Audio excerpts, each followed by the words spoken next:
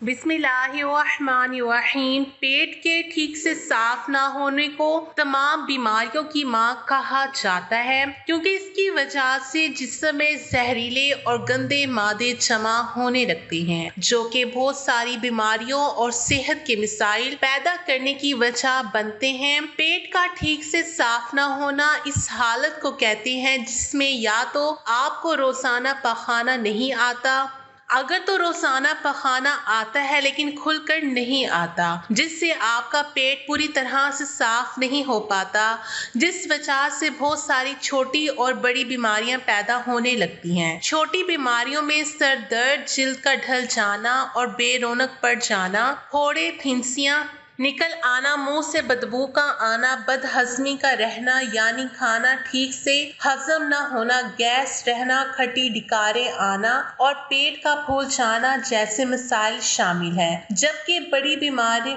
जिगर का खराब होना, गुर्दों में मसाइल का पैदा होना और बवासीर जैसे मसाइल शामिल है। इसलिए अगर रोजाना सुबह आपका पेट ठीक से साफ नहीं होता तो इसे मामूली समझकर इग्नोर नहीं करना चाहिए। आज आपके साथ बेहद ताकतवर नुस्खा शेयर करने जा रहे हैं, जिसको इस्तेमाल करने से आपका पेट ठीक से साफ होने लगेगा और अगर आपको पुरानी कब्ज भी थी तो इसका भी मुकम्मल खात्मा हो जाएगा। इसको इस्तेमाल करने से आपको और भी बेशुमार सेहतमंद फवायद हासिल होते हैं। इस नुस्खे को तैयार करने के लिए आपको मुनक्का की जरूरत पड़ेगी। आपने मुनक्का ही लेना है, मुनक्का की बजाय किशमिश नहीं ले लेनी। मुनक्का की सबसे बड़ी पहचान ये है कि उसके अंदर बीज होता है, जबकि किशमिश के अंदर बीज मौजूद नहीं होता। ये साइज में भी किशमिश के मुकाबले में थोड़ा बड़ा होता है, हल्का कलर का होता है। मुनक्का कब्ज का खात्मा करता है, ये आंतों में आने वाली सोजिश को भी दूर करता है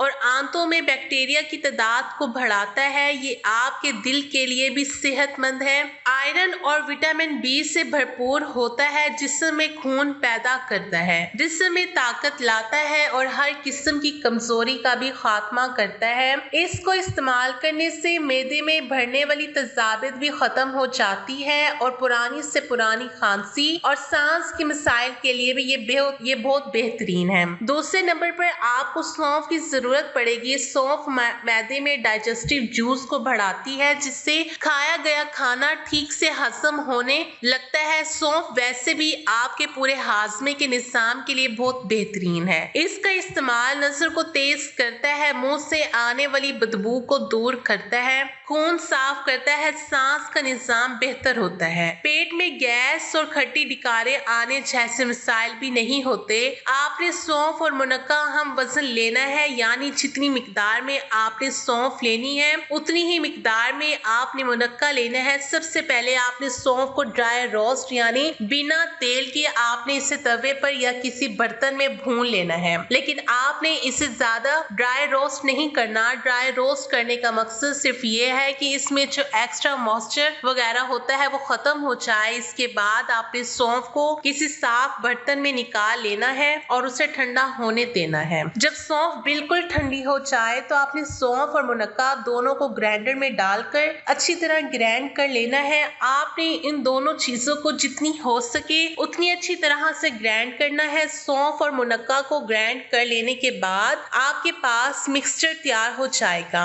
अब अगर आपके घर में देसी घी मौजूद है तो आपने इसमें खाने का चम्मच देसी घी शामिल कर लेना है, लेकिन घर में अगर देसी घी वगैरह मौजूद नहीं तो कोई मसला नहीं। आपके घर में जो भी खाना पकाने के लिए कुकिंग ऑयल वगैरह इस्तेमाल होता है, आपने उस कुकिंग ऑयल को अपने हाथों पर मल लेना है। अब आपने इस मिक्सचर की छोटी छोटी गोलियां तैयार कर लेनी है। इन गोलियों को आप 1.5 या 2 महीने तक के लिए भी अपने फ्रिज में महफूज करके रख सकते हैं। ये गोलियां इतनी बेहतरीन ताकतवर हैं कि इनको पहली दफा ही इस्तेमाल करने से आपको बेहतरीन नताइज हासिल होने लगते हैं। आपका पेट खुलकर साफ होने लगता है और अगर आपको पुरानी से पुरानी कब्ज भी थी तो इसका भी इंशाल्लाह खात्मा हो जाएगा। इन गोलियों का इस्तेमाल आपने इस तरह से करना है। अगर आपको थोड़ा मसला रहता है तो आपने नाश्ता करने के बाद बाद एक गोली लेनी है और अच्छी तरह से चबाकर उसे खा लेना है। लेकिन अगर आपको ज्यादा मसला रहता है, आपका पेट बिल्कुल भी साफ नहीं होता या शदीद कब्ज रहती है, तो आपने रात को सोने से पहले भी एक गोली खा लिया करनी है। इंशाअल्लाह ताला सुबह खुलकर पेट साफ हो जाएगा और पुरानी से पुरानी कब्ज भी खत्म हो जाएगी। बूढ़े बच्चे तमाम लोग इसका इस्तेमाल कर सकती हैं। कब्ज की अलामात और वजूहात: अंतड़ियां फजलात को खारिज करने में सुस्त रवि का मुजाहरा करें या फजलात को रोकने लगे तो ऐसी अलामात को कब्ज कहा जाता है। कब्ज हो जाने से कुव्वत हाजमा और भूख में कमी होने लगती है। पेट में गैस भरने और जमा हो जाने से तबीयत में अजीब गरानी सी पैदा होकर असराती कैफियत पैदा हो जाती है। इंसानी जिल्द नहायत ही लतीफ और नफीस है और जब इसमें गंदगी जमा होती है तो इंसानी दिलो दिमाग बेचैन और मुस्तरिब हो जाते हैं। चेहरे पे उदासी और बेसारी की नुमाया तौर पर दिखाई देती हैं। पेट में हल्का हल्का दर्द, सुस्ती, काहली, थकान का एहसास, नींद में कमी और बवासीर जैसे मौसी मर्ज की अलामात भी नुमाया होने लगती हैं।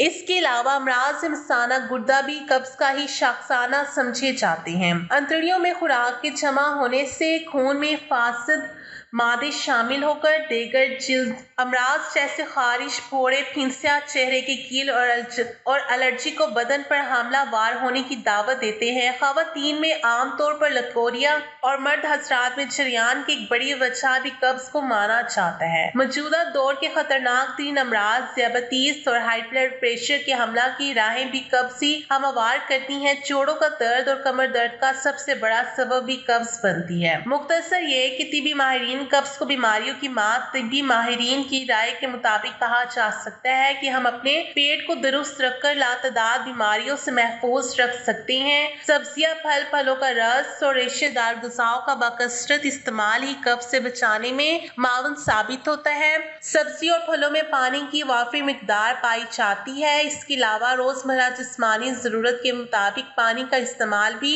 जिस्म को सेहतमंद रखने के लिए बेहतरीन किरदार अदा करता है।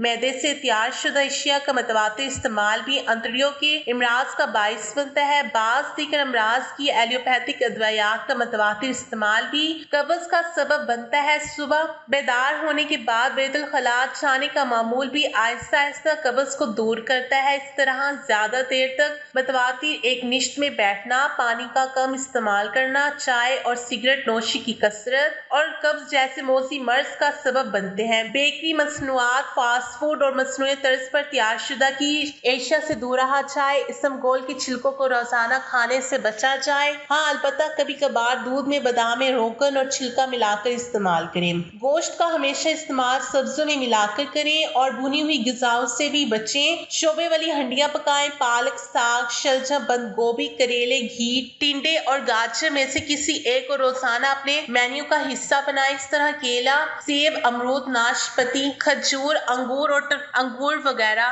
को दिन में एक बार खाने के साथ मुनासिब मिकदार में जरूर इस्तेमाल करें। ये थी नाज़रीन हमारी आज की वीडियो। अगर आज की हमारी वीडियो आपको पसंद आई तो प्लीज लाइक और शेयर करें और हमारे चैनल को जरूर सब्सक्राइब करें ताकि हर आने वाली मुफीद वीडियो को नोटिफिकेशन बर वक्त आपको मिलता रहे। शुक्रिया। अल्लाह हाफिज।